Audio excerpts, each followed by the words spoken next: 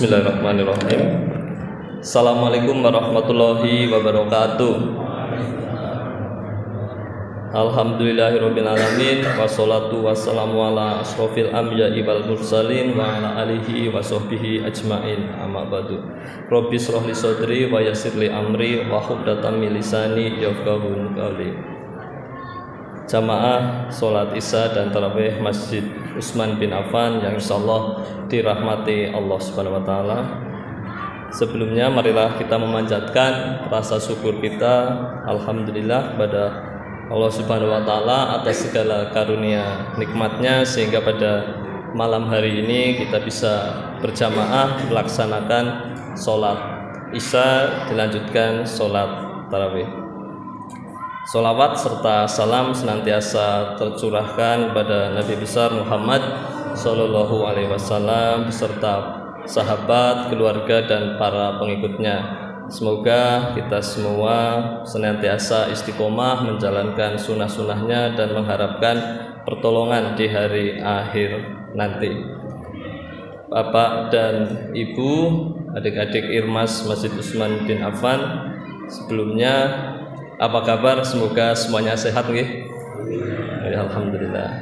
Pada hari ini saya mendapatkan amanah dari Ustadz Anang dari Takmir untuk membawakan kultum hadis ke-19. Malam hari ini temanya romantis menurut saya, karena akan membicarakan soal bagaimana agama kita Islam memerintahkan agar kita menunjukkan kecintaan kepada orang lain karena Allah. Jadi bagaimana agama kita mengajarkan rasa sayang kita kepada sesama dilandasi karena iman. Mahabbah atau cinta adalah salah satu nikmat rasa yang Allah anugerahkan kepada manusia sebagai bentuk sayangnya Allah kepada makhluknya. Betapa pentingnya perasaan ini sampai dalam sebuah hadis Nabi Muhammad Sallallahu Alaihi Wasallam mengkorelasikan dengan keimanan. Dari Anas dari Nabi Muhammad Sallallahu Alaihi Wasallam bersabda, tidaklah beriman seorang di antara kalian sehingga dia mencintai saudaranya sebagaimana dia mencintai dirinya sendiri. Hadis riwayat Bukhari.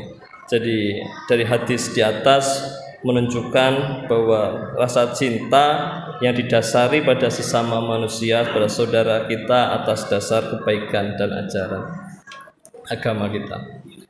Hadis lain dari Miqdam bin Ma'dikarib radhiyallahu anhu dari Nabi Sallallahu Alaihi Wasallam, beliau bersabda, jika seseorang mencintai saudaranya sesama muslim, maka hendaklah ia memberitahukannya bahwa ia mencintainya. Sunan Abu Dawud nomor 5124, lafal darinya.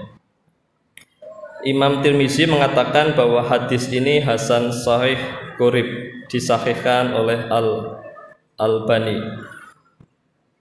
Beberapa faedah hadis ini, Islam mengajarkan kita untuk mencintai seseorang karena Allah Subhanahu wa taala, yaitu berlemah lembut kepada orang yang telah memenuhi syarat untuk dicinta karena Allah.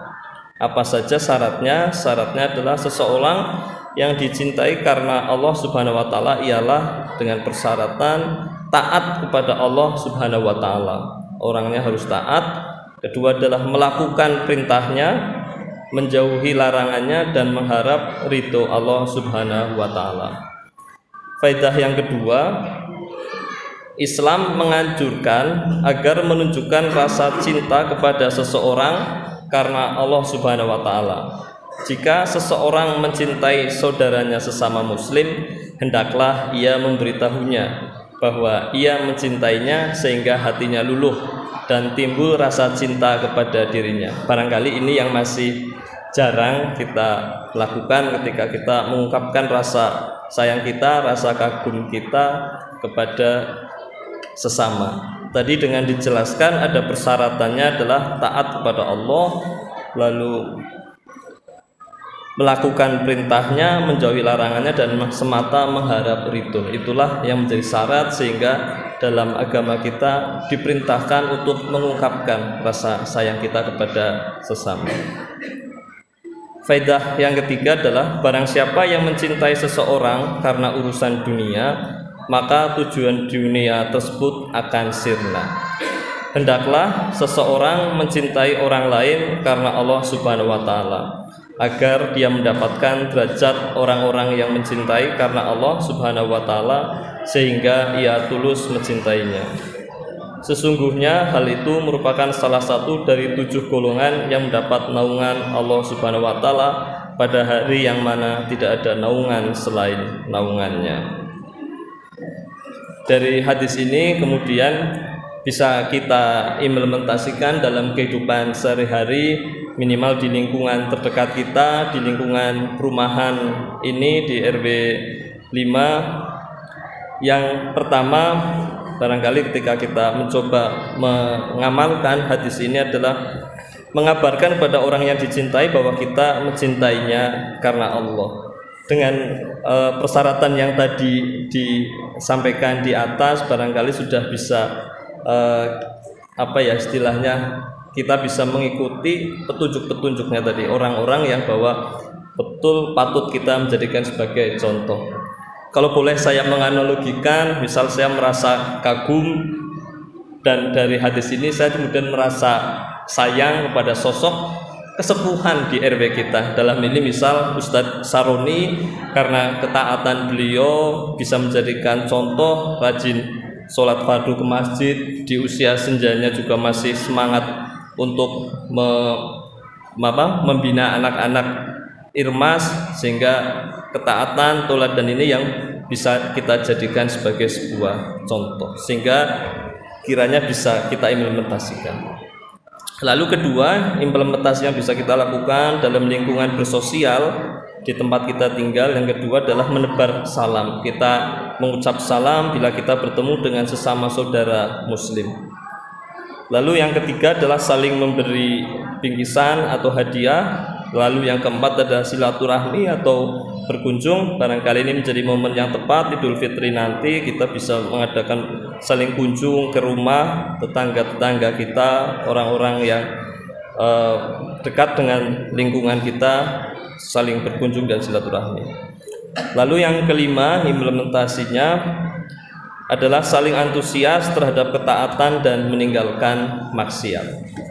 Kira-kira ini hadis ke-19 dari himpunan hadis pilihan yang setelah saya bacakan. Semoga yang sedikit ini memberikan manfaat untuk kita semua, diri saya dan Bapak Ibu sekalian. Mohon maaf apabila ada kesalahan. Apabila ada kesalahan adalah semata datangnya dari saya, dan apabila ada kebenaran adalah datangnya dari Allah Subhanahu wa taala.